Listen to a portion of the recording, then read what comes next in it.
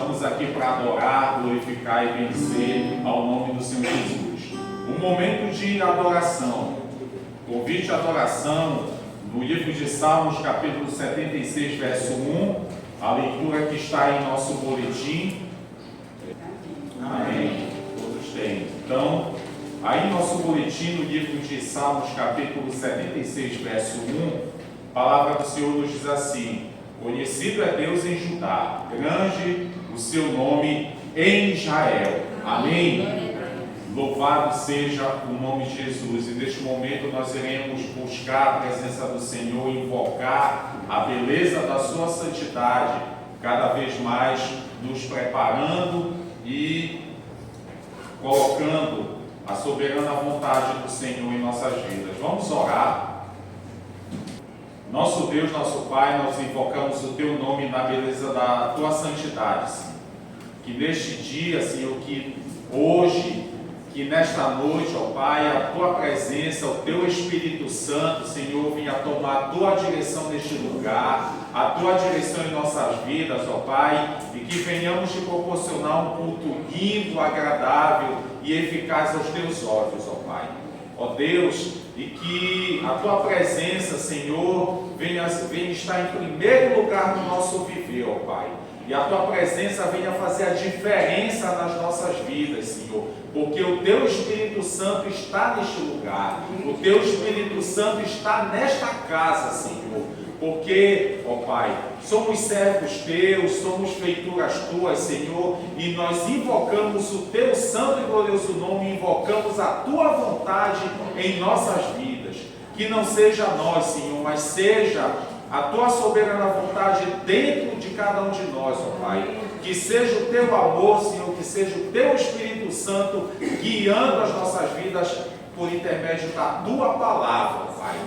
Para que ela a cada dia entre de forma preenchedora em nossos corações. Por isso nós invocamos a Tua presença hoje e para todo sempre. Amém. Amém.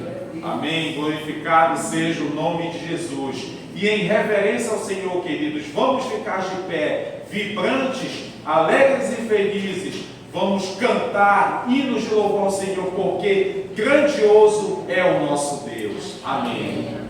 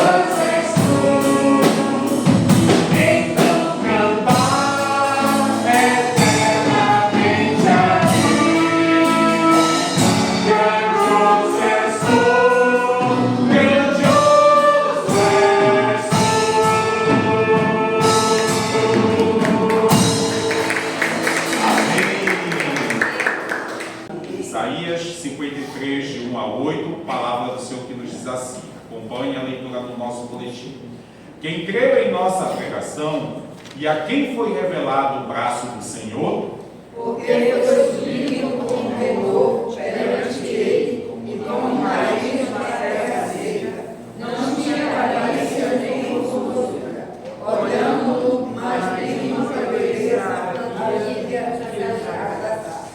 era desprezado e o mais rejeitado entre os homens, homem de dores e que sabe o que é padecer. E como um de quem os homens escondem o rosto, era desprezado e dele não fizemos caso.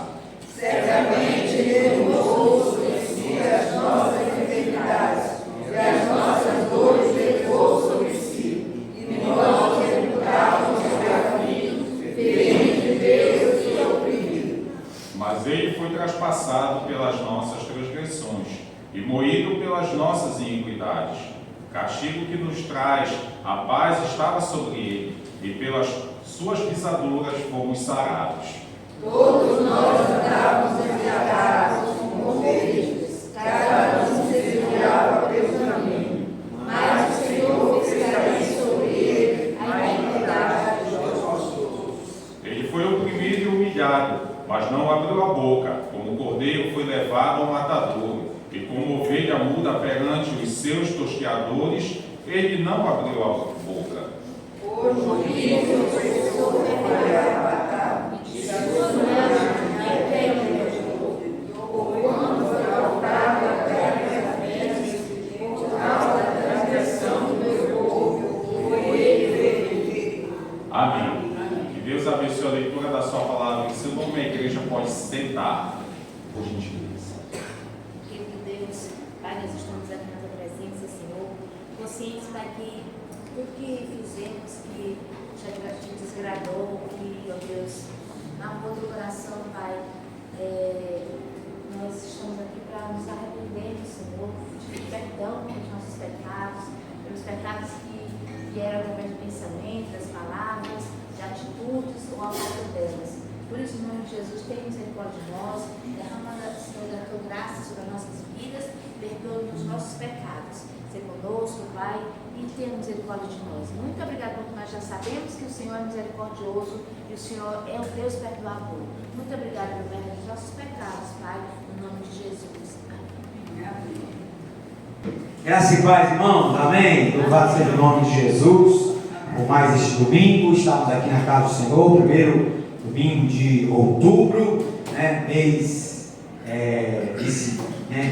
também das eleições, hoje dia das eleições. Graças a Deus aqui estamos, e para nós é motivo de alegria estarmos mais uma vez na casa do Senhor, amém?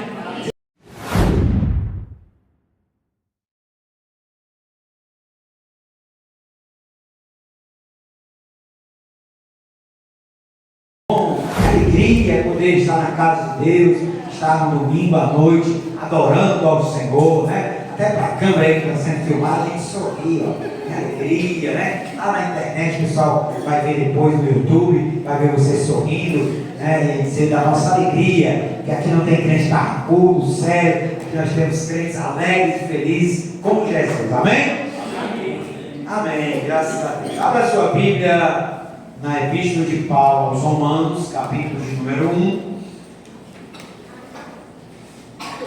Romanos, capítulo 1, versículo 16 e 17. Romanos, Epístola de Paulo aos Romanos, capítulo 1, versículo 16 e 17.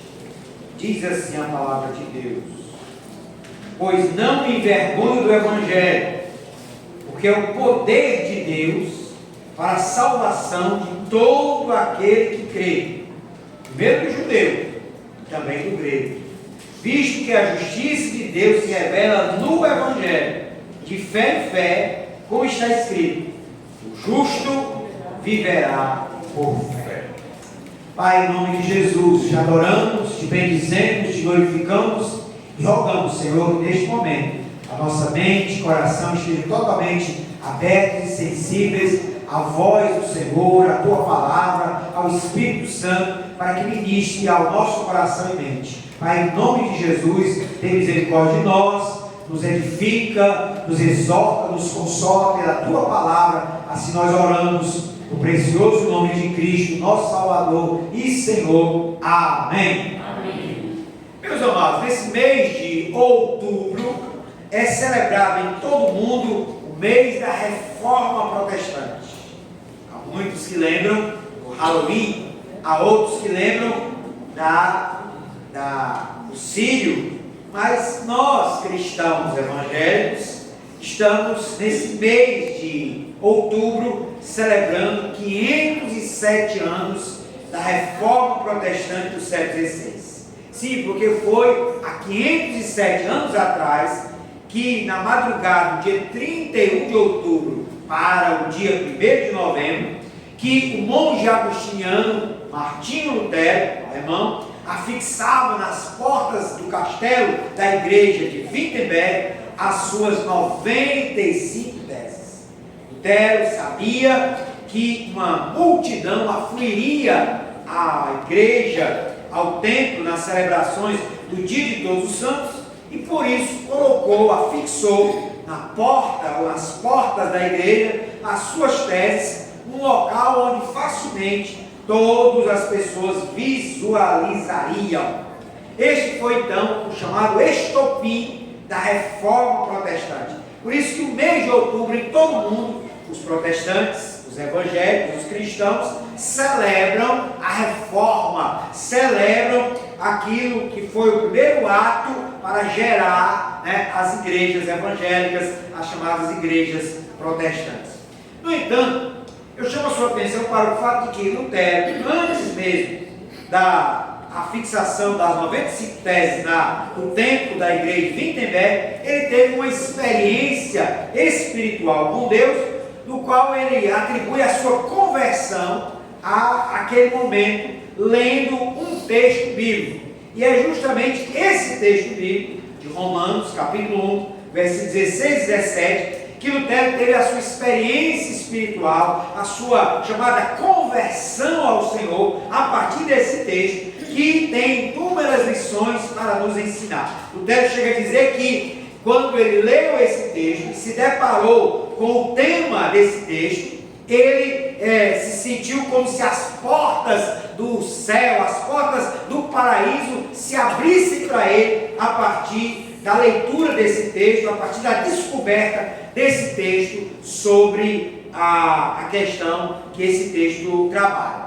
Portanto, queremos que você mantenha a sua Bíblia aberta nesse texto e vamos meditar sobre aquilo que poderíamos chamar de o texto-chave da Reforma, o texto que deu início à Reforma do século XVI, a experiência de Lutero, que então desembocou, que então desencadeou o chamado estopim da Reforma, que foram as 95 teses. Mas foi esse texto, a experiência de Lutero a partir desse texto, que foi então o texto-chave para a sua experiência espiritual. Mas esse texto ele é riquíssimo, ele tem inúmeras lições para nós cristãos, e de fato esse texto é uma base, é um fundamento para todo verdadeiro cristão que também é protestante, que também é reformado, que também é cristão dito evangélico. Portanto, vamos focar nesse texto e ver como ele tem preciosas lições,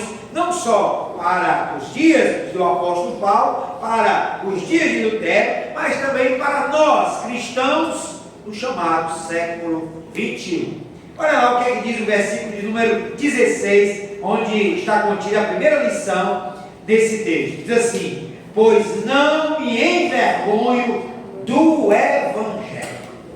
A primeira declaração paulina é profundamente desafiadora e traz claras implicações para o cotidiano do verdadeiro cristão. O apóstolo Paulo está iniciando esse trecho da Epístola aos Romanos e o tema que vai trabalhar durante toda a Epístola, que é o tema da justiça de Deus, da justificação. Mas Paulo inicia esse tema com uma figura de linguagem chamada litótis, que é a afirmação pela negação do contrário. Paulo diz: eu não me envergonho do Evangelho. Em outras palavras, Paulo estaria dizendo: eu me orgulho, embora a palavra orgulho não está no texto, mas é como se fosse uma paráfrase que pudéssemos fazer, né? E a palavra orgulho também é muito cristã, né? Mas a ideia é que Paulo está como que dizendo: eu me glorio do Evangelho de Jesus Cristo. Mas como ele está usando aqui essa figura de linguagem chamada litotes, ele começa dizendo: pois eu não me envergonho do Evangelho. É uma figura de linguagem chamada litotes, que é a afirmação pela negação do contrário. E aí, quando Paulo está fazendo essa afirmação, não me envergonho do Evangelho, ou em outras palavras, eu tenho orgulho do Evangelho, me glorio no Evangelho, devemos lembrar que Paulo está escrevendo aos romanos. E naquele primeiro século, entre os romanos, entre os intelectuais, mesmo entre a plebe, havia como que uma ridicularização do Evangelho, havia como que uma zombaria, um escárnio para com a mensagem do Evangelho. Isto porque divulgou-se no primeiro século que os cristãos adoravam asno crucificado. E se divulgou nos primeiros séculos que os cristãos adoravam um Deus crucificado. Como é que pode? Era entendimento para os gregos, para os romanos. Como é que pode? Como se imaginar que Deus tenha vindo à terra e um judeu, como judeu, e ele morre na cruz. E essa morte de Deus na cruz resulta na salvação da humanidade. Isso era algo impensável, inimaginável. E por isso, ridicularizado. E por isso, motivo de zombaria para com os cristãos. Os cristãos eram aqueles que, segundo a plebe, adoravam, eram ateus, porque adoravam um Deus que não se podia ver, era um Deus invisível, era um Deus que não tinha representação física, estátuas, esculturas. Os cristãos adoravam um Deus que foi crucificado, um Deus que morreu na cruz. Então, essa visão fazia com que muitos cristãos, de alguma forma, se sentissem tentados a se envergonhar do Evangelho, a de alguma forma estarem como que tímidos, envergonhados para com a mensagem do Evangelho, porque a mensagem do Evangelho estava sendo ridicularizada, zombada, escarnecida por muitos. E aí o apóstolo Paulo, na capital do Império Romano, escreve para os cristãos de Roma e faz essa primeira afirmação: eu não me envergonho do Evangelho. Portanto, o Evangelho é motivo não para se envergonhar, mas motivo de orgulho, motivo de se gloriar, motivo de ser afirmado, motivo de ser anunciado, motivo de ser crido com toda a nossa convicção. Meus amados irmãos, o que isso tem a ver conosco? Porque nós sabemos que não só no primeiro século, ou nos primeiros séculos, o cristianismo era motivo de zombaria, era motivo de escárnio, mas hoje, muito mais hoje, num tempo que se chama, num mundo que se chama pluralista, onde há muitas ideias que concorrem entre si, e que muitas ideias que estão concorrendo entre si, a fé cristã, a mensagem do Evangelho é mais uma dentre as muitas mensagens que pululam no nosso tempo. Neste mundo pluralista, nós somos tentados a também termos vergonha do Evangelho e a silenciarmos a mensagem do Evangelho. Mas a mensagem do Evangelho, ela não pode ser silenciada por nós. Se somos de fato cristãos, se somos de fato homens e mulheres que conhecem o Deus verdadeiro, que conhecem a mensagem de Deus, nós precisamos afirmar o Evangelho, nós precisamos proclamar o Evangelho, nós precisamos crer no Evangelho, nós precisamos nos gloriar no Evangelho de Jesus Cristo. Amém? Amém. Daí, meus amados, nós precisamos corajosamente assumir o Evangelho. Nós precisamos corajosamente afirmar o Evangelho. Nós precisamos corajosamente proclamar o Evangelho. Nós precisamos corajosamente viver o Evangelho. Daí que essa afirmação paulina, ela já inicia nos desafiando. Eu e você, como cristãos, eu e você, conhecedores do Evangelho, não podemos silenciar, não podemos calar, não podemos nos envergonhar do Evangelho. Pelo contrário, aonde nós estivermos, na faculdade, no trabalho, na escola, na vizinhança, na família, na parentela, na igreja, eu e você precisamos com toda a convicção afirmar a glória, o poder e a mensagem gloriosa do Evangelho. Amém, amados?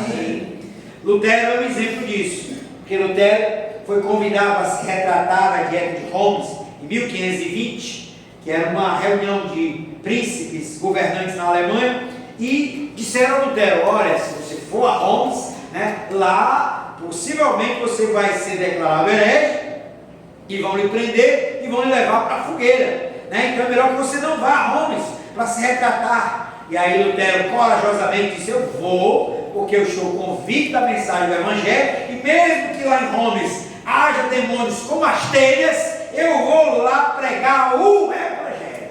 E Lutero corajosamente foi e pregou o Evangelho. E a frase mais famosa lá na Dieta de Homs, que veio de Lutero, é aquela frase quando ele convidava a se retratar e disse: eu não vou me retratar, porque eu estou convicto que a minha mensagem é a mensagem do Evangelho, e porque a minha mente está cativa à palavra de Deus. Meus irmãos, a semelhança de Lutero, nós precisamos também ter a nossa mente cativa ao Evangelho, cativa à palavra, de tal modo que não nos envergonhemos, mas que afirmemos com a vida, com as palavras, com a nossa existência, a mensagem gloriosa do Evangelho. Amém, queridos? Mas o texto continua, e o texto diz: pois não me envergonho do Evangelho. Aí a segunda afirmação: porque é o poder de Deus para a salvação de todo aquele que crê. Note bem, a segunda declaração paulina nesse texto, ela é igualmente desafiadora e entusiasmante. Paulo diz: porque o Evangelho é o poder de Deus para a salvação. É importante destacar o uso do termo aqui no original em grego. A expressão traduzida como poder, do grego, Paulo poderia usar a expressão exousia, que significa autoridade, e poderia usar a expressão dunamis, que significa poder. E aqui nesse texto, Paulo usa essa expressão em grego, dunamis. Então Paulo diz: porque o Evangelho é o poder, é o dunamis de Deus. Mas é interessante que essa expressão, esse termo, dunamis, é a raiz da palavra dinamite. E aí, em outras palavras, era como que Paulo estivesse afirmando: o Evangelho é a dinamite de Deus, é o poder de Deus, é a potencialidade de Deus. Em linguagem moderna, nós poderíamos até dizer que Paulo estava afirmando: o Evangelho é a bomba atômica de Deus, o Evangelho é a bomba nuclear de Deus, que explodiu sim no primeiro século, e até hoje nós estamos sob o seu impacto. Meus irmãos, nós cristãos precisamos resgatar essa visão do Evangelho. O Evangelho não é mais só uma entre muitas mensagens que estão neste mundo. O Evangelho não é só uma entre muitas religiões que estão nesse mundo. A mensagem do Evangelho é a dinamite de Deus, é o poder de Deus manifesto nesse mundo para transformar, para salvar, para nos fazer novas criaturas em Cristo e transformar a humanidade em novos seres humanos. Amém, queridos? Daí é que nós precisamos resgatar esta visão do Evangelho. Sim, porque nós muitas vezes estamos encarando a mensagem do Evangelho como mais uma entre muitas opções religiosas, filosóficas deste mundo.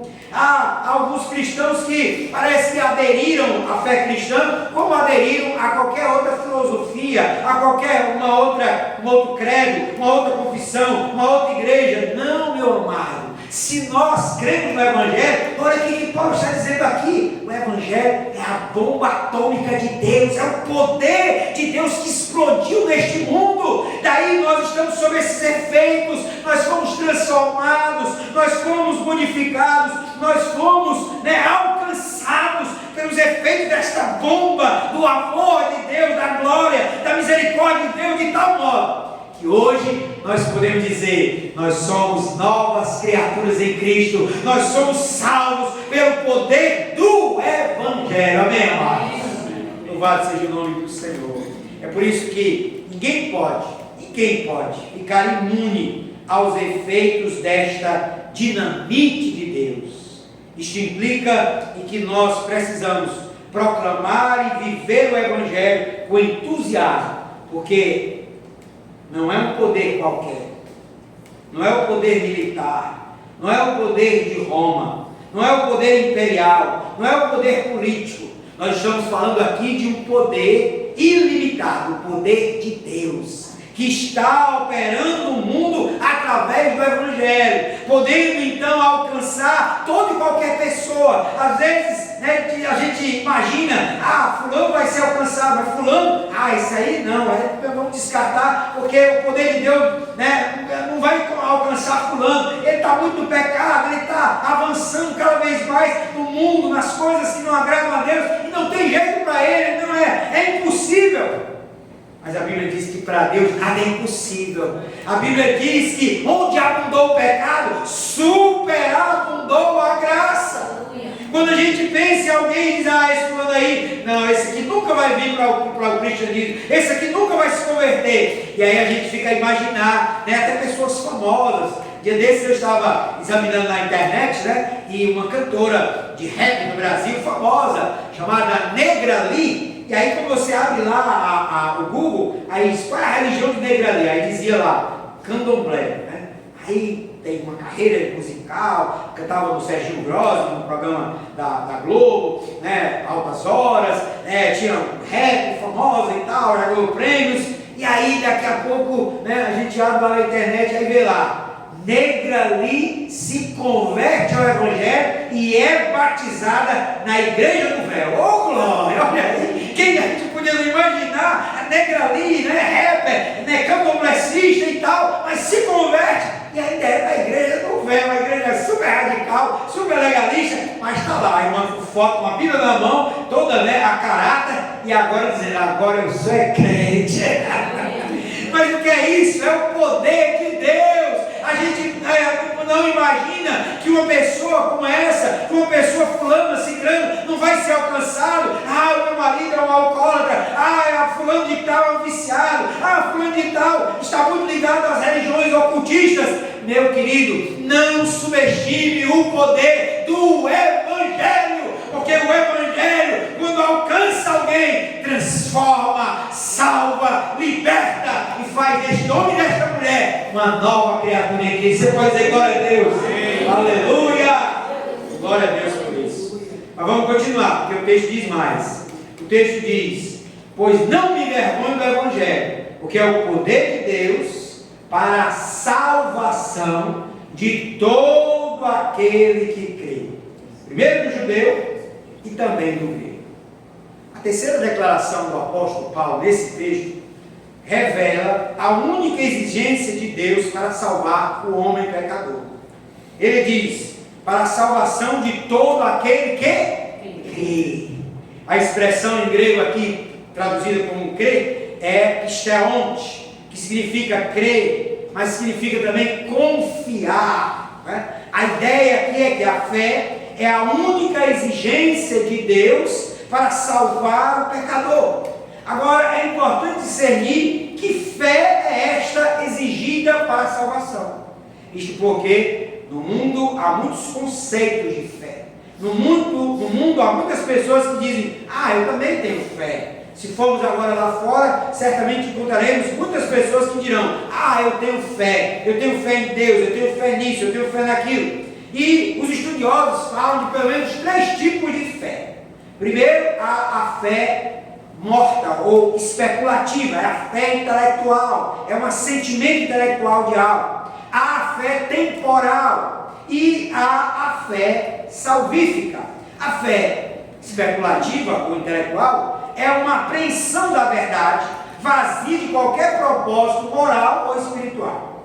A fé temporal é aquela que vem acompanhada de incitações de consciência, da agitação de afetos, mas que não tem raízes no coração.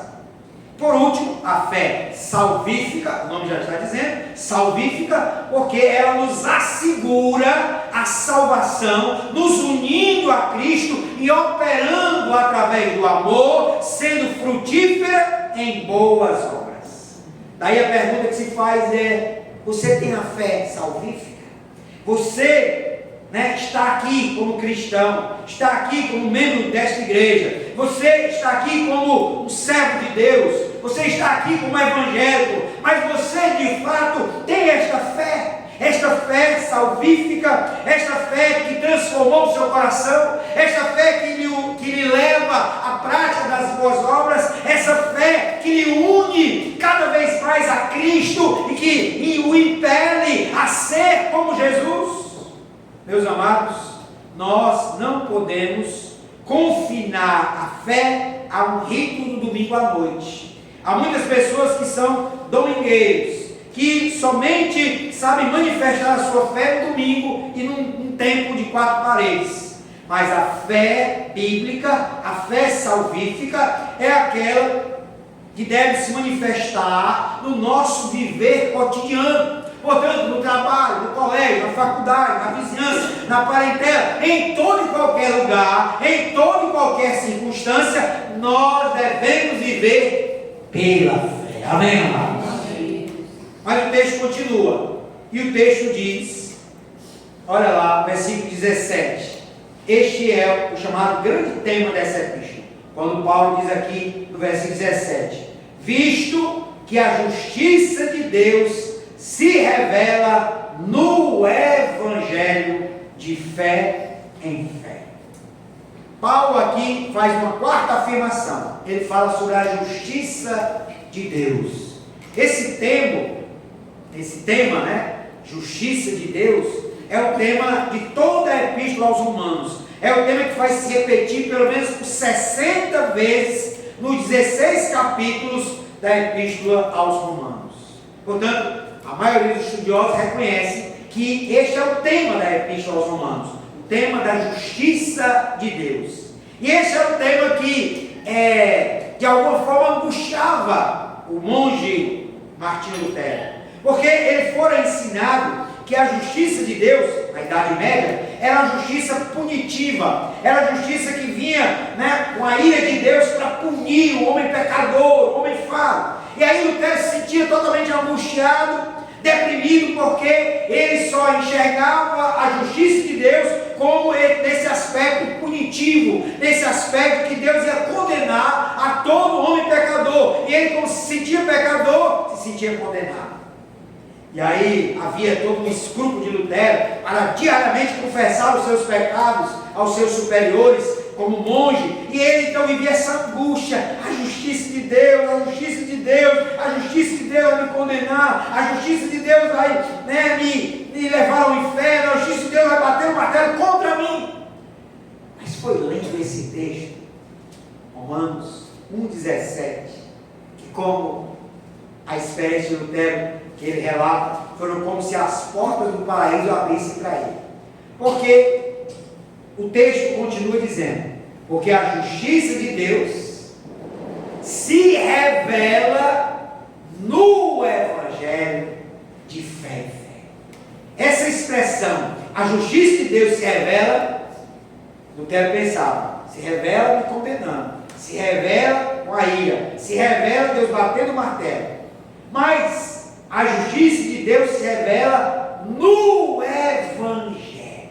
Isso então foi determinante para o entendimento de Martinho Lutero e depois dele todos aqueles que se dizem cristãos protestantes. Porque aqui a linguagem forense do apóstolo Paulo é a linguagem do juiz que está diante de um tribunal e que está para condenar o réu, o criminoso, que éramos todos nós pecadores, criminosos, transgressores, que pecamos, que transgredimos, que erramos, que não atingimos o alvo de Deus. E Deus já estava para bater o martelo, nos condenando, dizendo que cada um de nós era injustos, que cada um de nós éramos transgressores, que cada um de nós éramos pecadores. Mas aí vem a mensagem cristã. A justiça de Deus se revela no Evangelho. Que é Evangelho? Boa nova. E qual é a boa nova?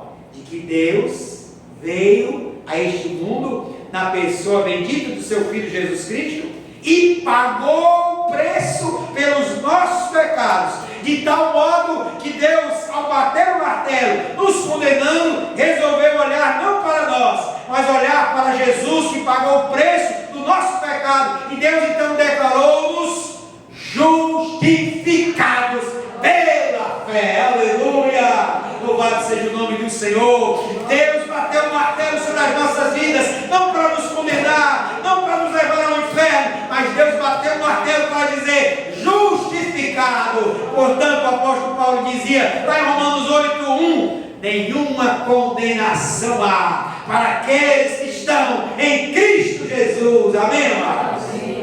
Essa é a nossa certeza. Por isso Paulo também, escrevendo aos Romanos, capítulo 5, versículo 1, ele diz: justificados, pois pela fé temos paz com Deus.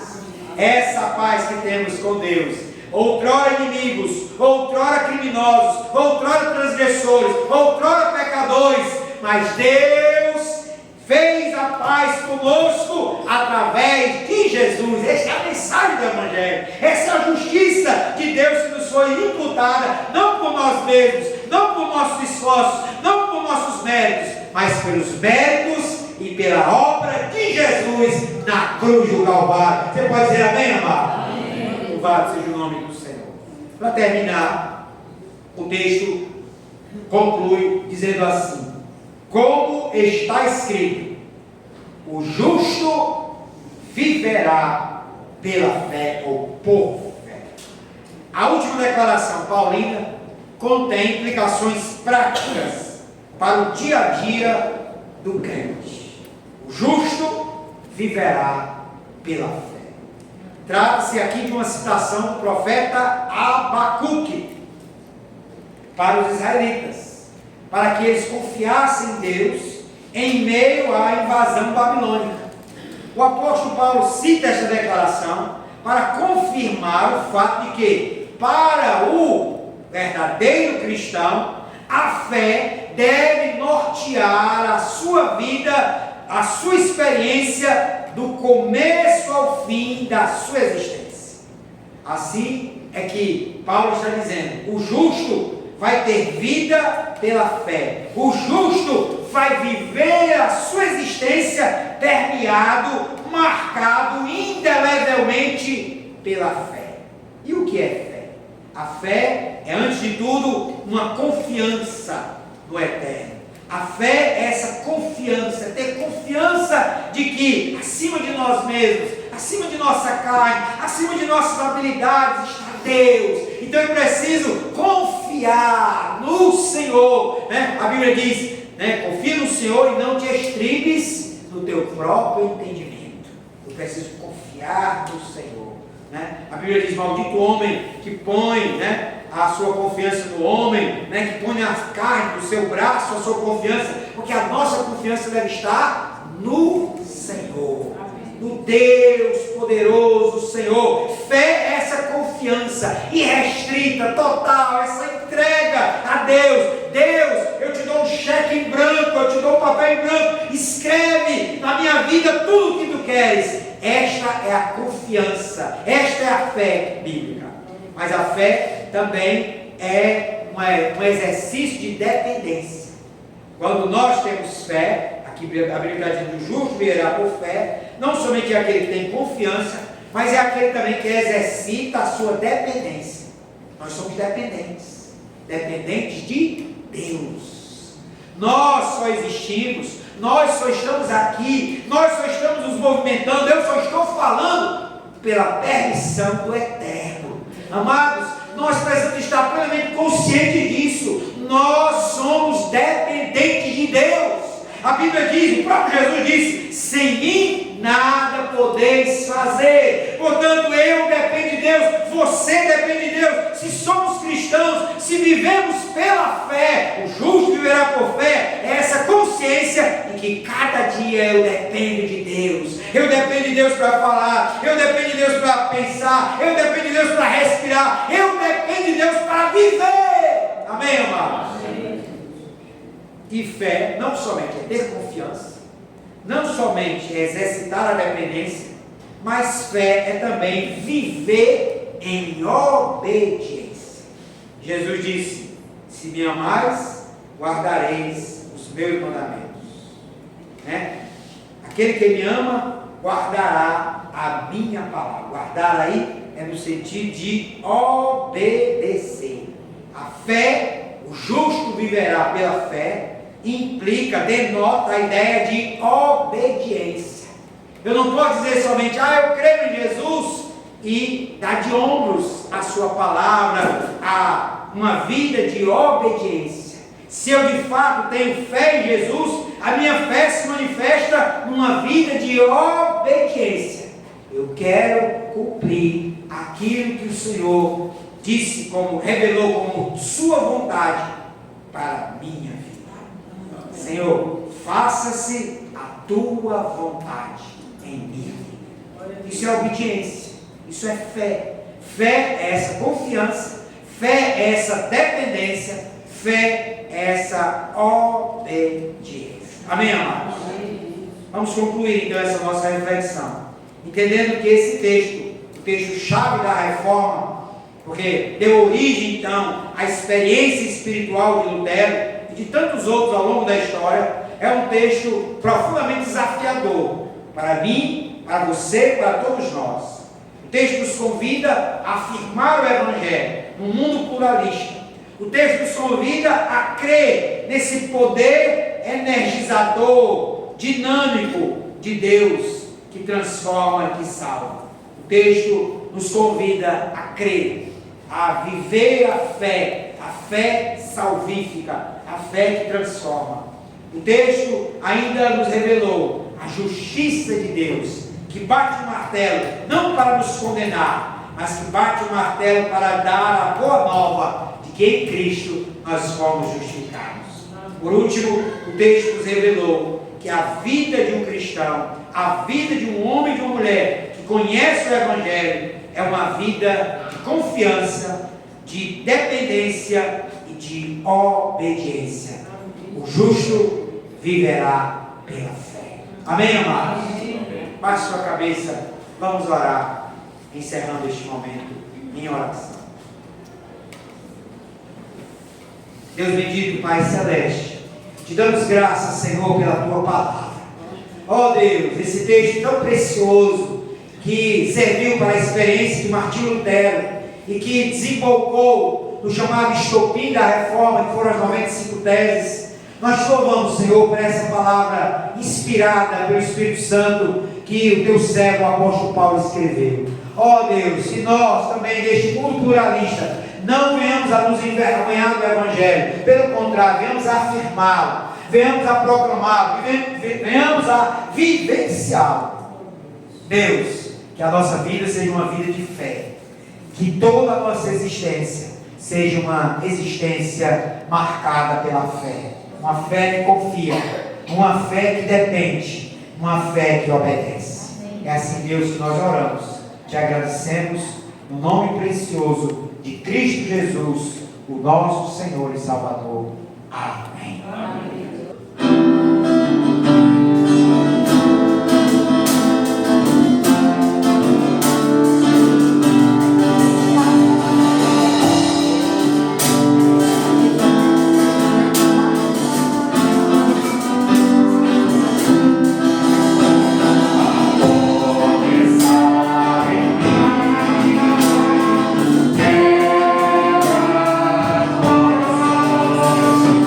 Deus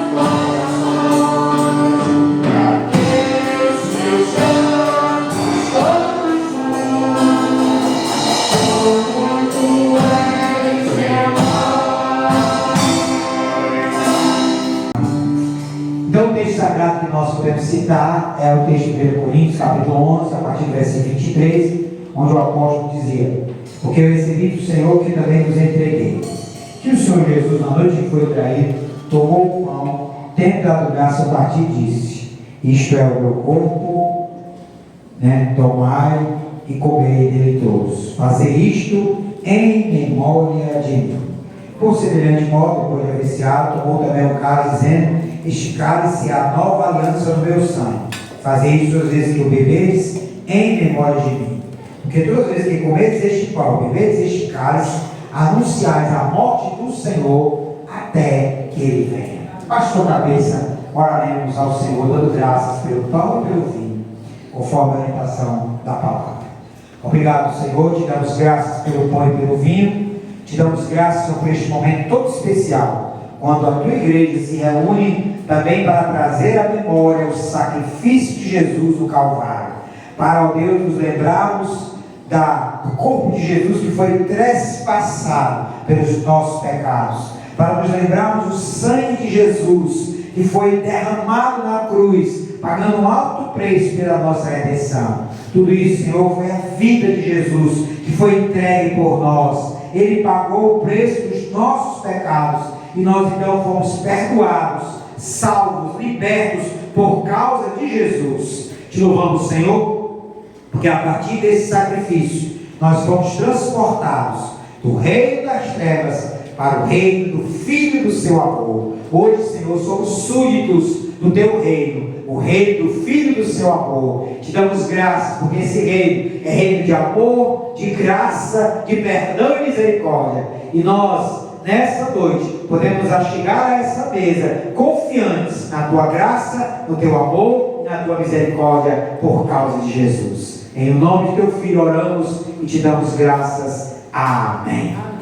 Podemos então sair dos nossos lugares e, de forma bem devagar, para não atrapalhar a passagem do outro, possamos sair. Nós não temos laterais aqui, o tempo, mas dá para a gente se organizar na fila e pegar os dois elementos e ainda sair pelo lado central. Amém.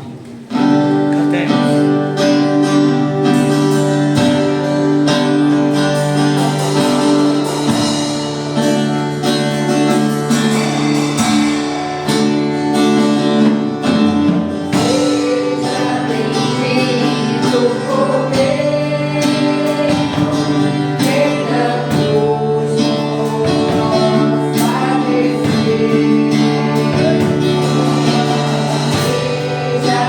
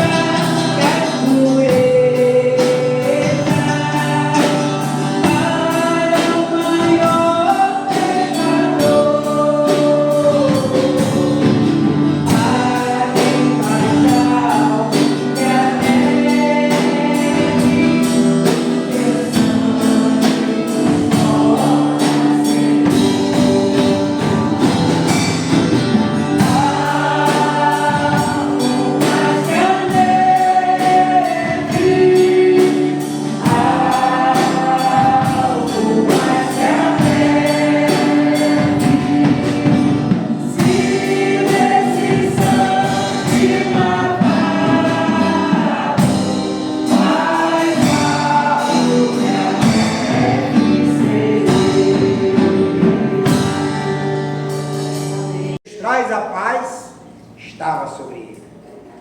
Temos em nossas mãos o cálice, símbolo do sangue de Jesus, vertido, derramado na cruz, para nos dar o perdão dos pecados e a nossa redenção.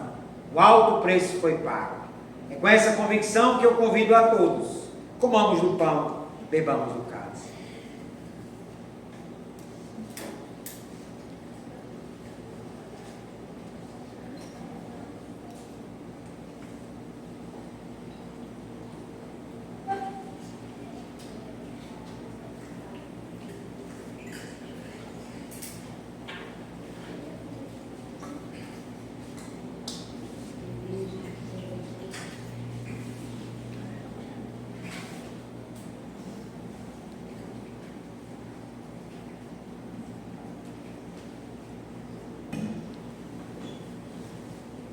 Obrigado, Senhor, pelo sacrifício de Jesus no Calvário. Te damos graças, ó Deus, pela salvação em Cristo, que foi efetivada através da entrega de Jesus na cruz. A sua morte resultou em nossa vida. A sua morte resultou em nosso perdão. A sua morte resultou em nossa alegria, porque agora temos paz. Temos alegria, temos salvação, temos vida eterna. Obrigado, Senhor. Não temos palavras para agradecer. Como dizia o profeta, queríamos ter mais que uma voz, mais do que uma canção, para agradecer, para louvar, para engrandecer o Senhor por tão grande amor, por sacrifício tão significativo, que resultou, que gerou em nós a vida de Deus, a vida em abundância, a vida de qualidade, a vida eterna. Obrigado, Senhor, pelo perdão dos nossos pecados. Obrigado por tua graça e misericórdia. A tua graça é melhor que a vida. Obrigado, Jesus. Bendizemos a Ti pelo sacrifício do Calvário, pela cruz, pelo Gólgota. Obrigado, Senhor, porque Tu disseste ao final daquele sacrifício: está consumado. Sim, o Senhor pagou o preço e a nossa salvação foi paga na cruz, foi efetivada na cruz, de tal modo que hoje somos livres, somos libertos, somos salvos, somos transformados, somos justificados e um dia estaremos contigo na glória para sempre. Em nome de Jesus te damos graças. Amém.